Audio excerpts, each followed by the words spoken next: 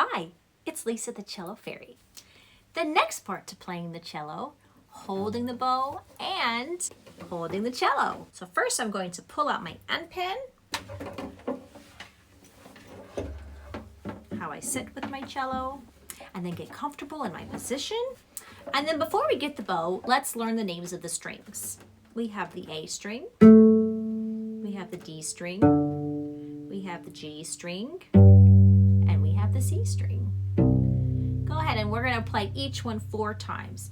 Take your thumb and your first finger and make an L for Lisa, and then curve your 3 other fingers under so they don't get in the way. Your thumb is going to go on the side, the flat side of the fingerboard. Find a spot. You don't want to come up here because this is where you're going to put your left hand. You don't want to go too far down to the bridge.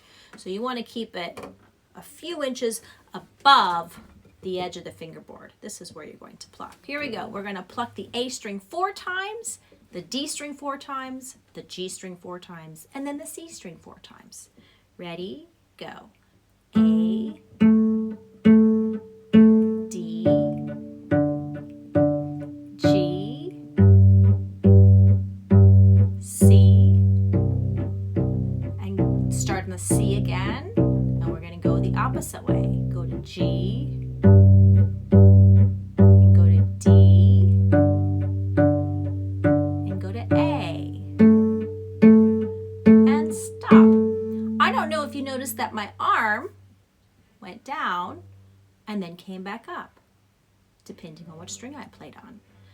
It's important to move your arm that way as well. And that's an exercise that you can practice, so you're practicing your different strings. Next, let's get our bow. See if we can get our bow grip. Let's start at the balance point. Remember that you want to keep on the tip of your thumb to connect with the stick, thumb bent, and wrap your fingers around.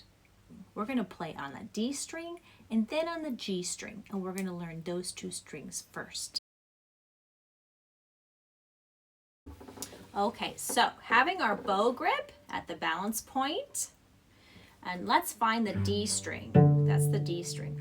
What I can do with my left hand besides wave to everybody, so I'm going to take my left hand, I'm going to rest it on the shoulder for now. So I'm going to find the bow, and I'm going to put my bow, the edge of the fingerboard to the bridge, in the middle between the edge of the fingerboard and the bridge, not too far up here and not too close down there. You can try it and see what that sounds like. We're looking for the right tension, and that's going to be, for now, in the middle. So what you want to try to do is put your bow on the string and move the string without making a sound. Can you wiggle the string? And you hear that little, those little sounds? That's okay. Then what you're going to do is on the count of 3, you're going to pull the bow out and your arm's going to open up like this. Okay, let's try it. Ready? 1, 2, 3. And then stop it.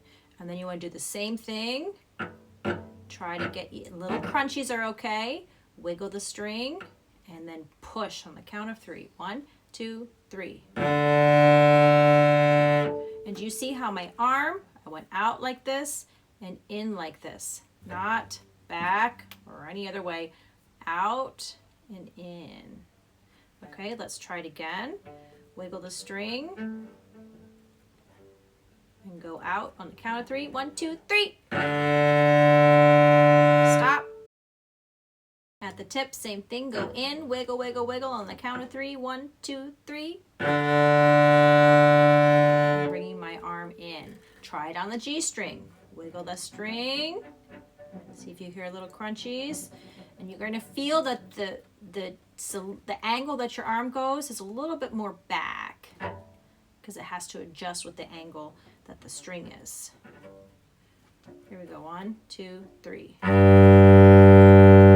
Stop. Wiggle the string. And then push forward. 1, 2, go.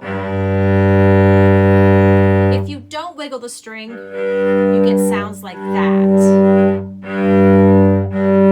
You get a lot of fuzz and air in the sound, and you want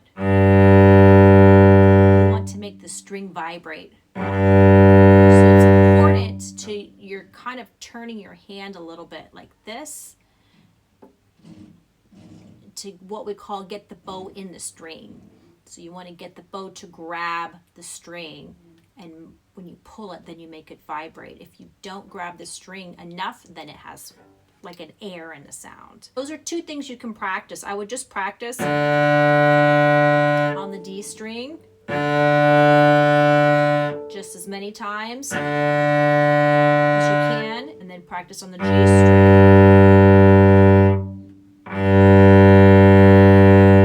And then just stay on those two strings. If you can do that on those two strings, you definitely will have no problem with the A and the C. But right now, you just want to focus on making sure that the angle is correct and learning what that feels like. And that's it. Happy cello playing!